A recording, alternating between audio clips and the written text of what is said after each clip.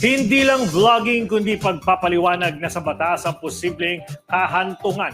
Nagsasagawa na ng case build-up ang NBI laban sa vlogger na si Maharlika kaugnayan ng kanyang mga kontrobersyal na pahayag sa social media. Balita umaabante mula kay Andrea Salve.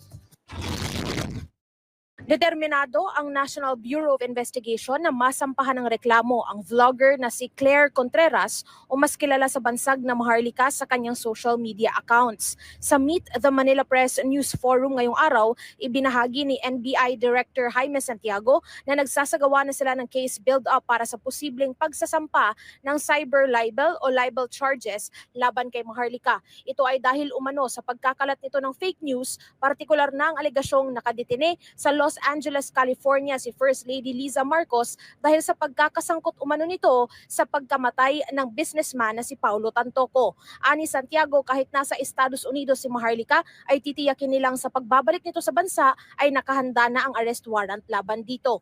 Dagdag pa ng NBI chief na sa mga susunod na araw ay magsasampa sila ng mga reklamo laban sa ilang social media personalities. Nagbabala ito na lahat ng trolls at vloggers na nagpapakalat ng fake news ay papanagutin nila sa batas. Ako si Andrea Salve ng Abante Radio. Ito ang balitang mabilis, mabangis, walang mintis.